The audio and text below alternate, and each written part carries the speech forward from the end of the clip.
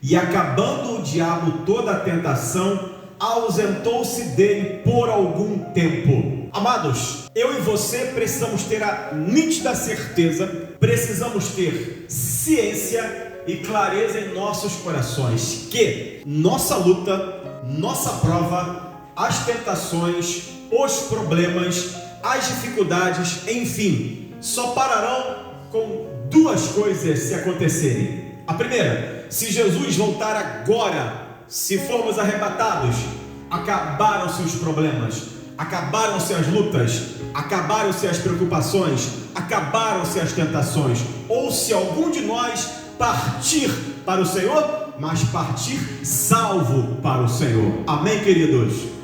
Fora isso, não há como, nem eu, nem você, fugirmos ou acharmos que ficaremos livres das tentações, dos problemas, das angústias e das tribulações.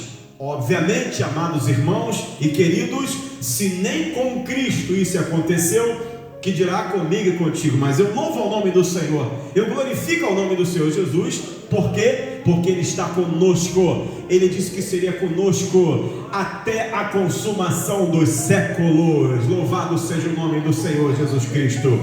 O que eu quero dizer com isso nesta noite? Que Deus quer falar para mim e para você neste momento. Quando Cristo é tentado, quando Ele é provado no deserto, depois de passar 40 dias em jejum, sem comer nada, e depois, obviamente, se a gente passa um período sem comer, já fica fraco, que dirá 40 dias sem comer nada. E aqui está o homem Jesus, o ser humano Jesus. Aqui não está só o Deus Jesus, aqui está o Jesus em carne e osso, sendo tentado e com fome no meio das feras, diz o Senhor, diz a palavra, no meio das feras.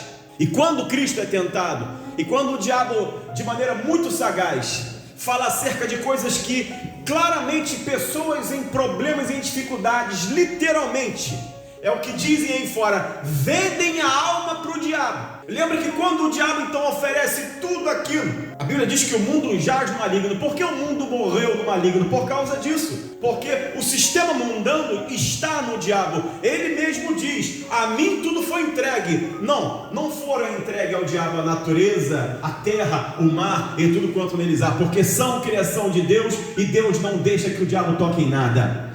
Mas o sistema mundial foi entregue ao diabo. E ele falou assim, olha, eu tenho tudo isso aqui, as riquezas, tudo isso aqui, eu dou a quem quiser. Está escrito, nós acabamos de ler. O diabo falou, eu dou a quem quiser. Versículo de número 6. E disse o diabo, dar-te-ei a ti todo este poder e a sua glória, porque a mim foi entregue e dou a quem quiser.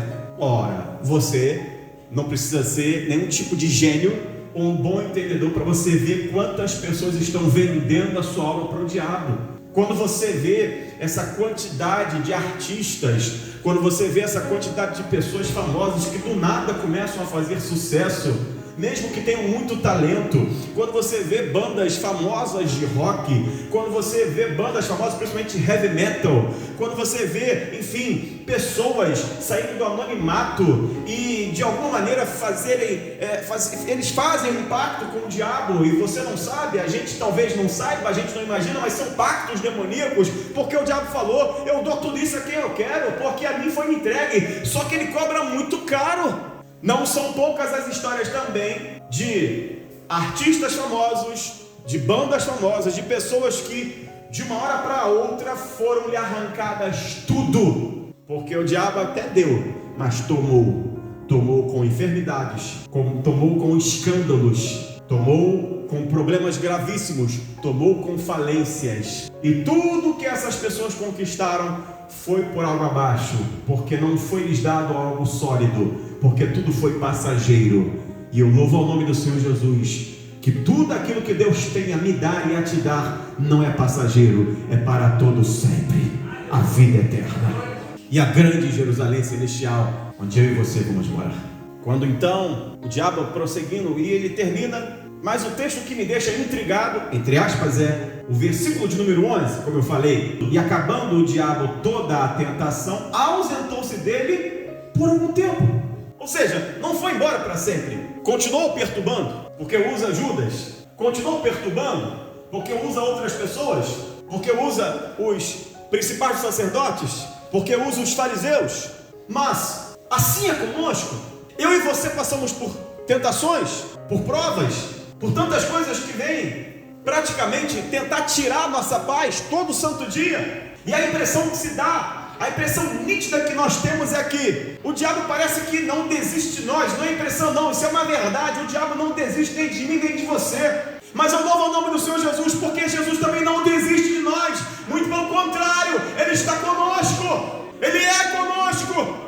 E por que você usa essa frase tão séria, Fábio? Desistir, porque sinceramente, se eu fosse Jesus, eu tinha desistido do Fábio, porque o Fábio é pecador, porque o Fábio tem erros, mas Ele me ama, Ele te ama, Ele nos ama do jeito que nós somos, e Ele nos libertou e nos salvou, aleluia. Isso é graça, isso é favor imerecido. Ao passo em que o diabo não desiste de tentar tragar uma das nossas vidas, das nossas almas que estão aqui em outros lugares por esse mundo. Louvado seja Deus, e glória a Deus pelo fato de Jesus jamais desistir de nós e sempre estar ao nosso lado, ainda que pecadores sejamos.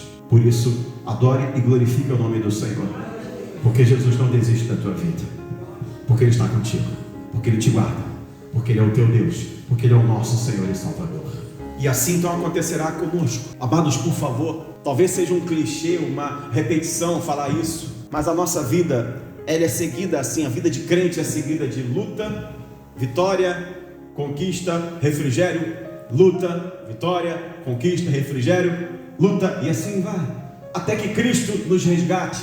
Aqui está claro que o diabo se ausentou por algum tempo, mas voltou para perturbar, e sempre vai tentar perturbar. Então como resistir a isso? A própria Bíblia nos dá muitos exemplos, e um dos mais práticos que a Bíblia nos dá é a armadura de Deus para as nossas vidas. Quando então tomamos posse desta armadura de Deus, composta pela palavra de Deus, pelo Evangelho do Senhor, pela fé, aleluia, pela salvação, pelo próprio Evangelho, ou seja, quando nós nos armamos, diz a Bíblia que nós vamos resistir contra as astutas ciladas do inimigo, e elas estão a cada dia se sofisticando. As ciladas não estão sendo mais como a gente imagina ser, porque serão descobertas com muita facilidade. As ciladas, elas vêm disfarçadas, talvez de uma pseudo-vitória, de uma pseudo-bênção, de alguma coisa que você acha ser muito legal, muito bom, e acaba não sendo nada bom. Por isso, eu e você, a Bíblia diz que temos que vigiar e orar, aleluia, para que não caiais em tentação. Eu louvo o nome do Senhor Jesus e volto a glorificar o nome do Senhor Jesus e sempre darei glória a Ele, porque Ele não nos deixa, Ele não nos abandona, porque sinceramente, meus irmãos, se fosse ao contrário, a gente já não teria mais aguentado, eu já teria sucumbido, você, cada um de nós já teríamos desistido há muito tempo, mas o Senhor tem nos guardado e nos livrado. O esforço que temos feito, por maior que você ache que seja o esforço, não é nada comparado ao que Deus fez por nossas vidas, porque Ele renova as nossas forças, Ele renova as tuas forças. Em outro texto diz que os anjos vieram e o alimentaram. Tem um texto de outro evangelista que diz que depois da tentação os anjos vieram e alimentaram o Senhor Jesus. E é o que acontece conosco, meus irmãos, após uma grande luta, uma grande prova, nos sentimos alimentados pelo próprio Deus, ou seja, as nossas forças são renovadas, são tratadas. Deus não nos deixa só, Deus não nos desampara diante de tudo aquilo que estamos vivendo. Portanto, em nome de Jesus, não se iluda com essas duas coisas, e tenha certeza das duas coisas. A primeira certeza é meio problemática, mas tenha certeza, o diabo não vai desistir de lutar contra a tua vida. Mas a segunda e maior certeza é: Cristo estará sempre conosco e nunca nos abandonará, nunca nos deixará. Ele será conosco, Ele é Jeová Shammah, Ele é Jeová Jireh, aleluia. Ele está conosco, Ele é o Deus Todo-Poderoso. Para que a gente tenha essa certeza, para que a gente possa colocar em nossos corações e não parar no meio da caminhada.